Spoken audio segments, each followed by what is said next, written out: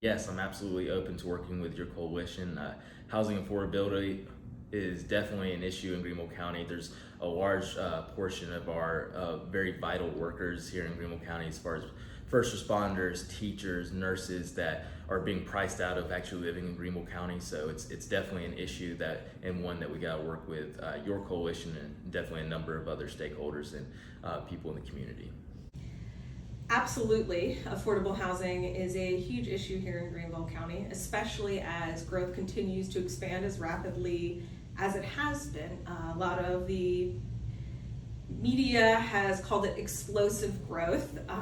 And while I feel like that is it's a charged term, but there has been a lot of growth, and a lot of it has been geared more towards people within the income range that are fairly well off, and settled, and have a good job that pays more than $60,000 a year. And that creates a huge gap, and that it becomes a big issue when a standard one bedroom apartment is upwards of almost $1,900 a month. That is not a feasible, or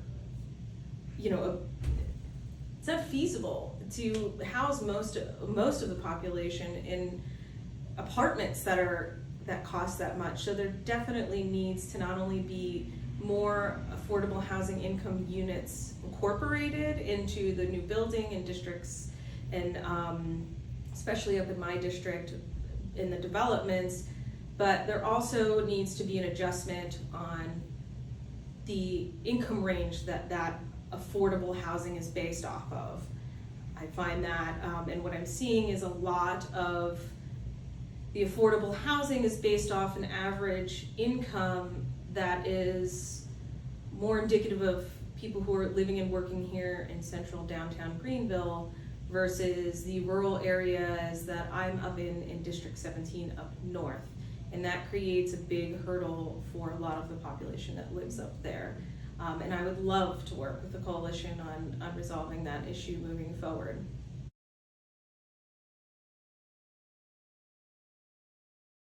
Our district is really unique. It's very large and has a lot of different housing.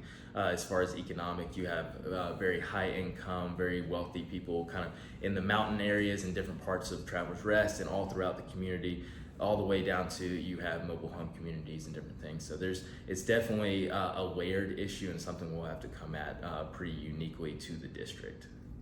So up in District 17, we're considered North Greenville. So for those who aren't really familiar, pretty much the center of Travelers Rest headed north to the border of North Carolina, and then east and west from Pickens County to Spartanburg County. So we have a lot of rural space. We do not have enough affordable housing overall, but just in general. There's not enough dense apartment style housing for individuals there. And there's definitely, from the developments that are being built up in that area, they tend to be higher end, more expensive developments. So for example, the new development that went in the center of Travelers Rest, the apartments there started about $1,500 a month for a one bedroom apartment, and the single family homes that they've built start at $525,000 a year, and that is not affordable for most individuals. So up in District 17, we definitely need to increase what's available to individuals, as well as continue to help those that have a home age in place as they are growing older, not only providing them with the accessibility they need in those homes, but also helping them maintain their homes. And the other thing I think that would definitely help up in our area, because we have larger plots of land, more acreage, and more homes on larger parcels, is updating the Greenville County ordinances to allow accessory buildings, dwelling buildings, so that people, if they want to be able to bring a parent to where they live, they're able to build a smaller home, something that's appropriate for their parent, so that their parent can come stay with them and age in place on their property and help with that piece of the affordable housing for those who are retired and on a fixed income.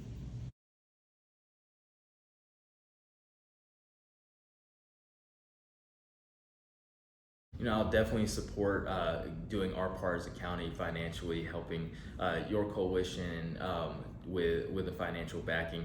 Obviously, when you're making decisions with taxpayer money, you want to make sure you're looking at the budget in context. So to put a dollar sign behind that, I definitely want to get in with the budget when I get into office, and be definitely open to continuing that partnership.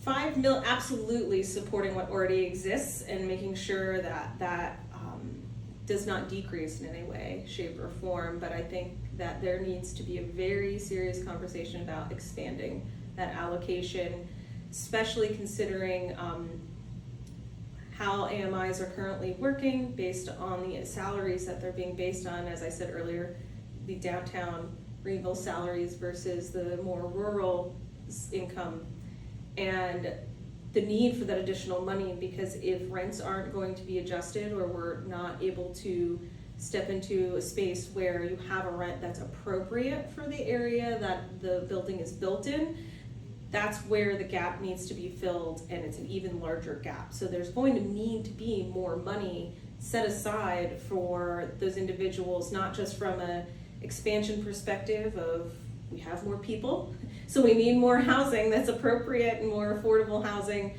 and also set-asides and subsidies to help bridge that gap.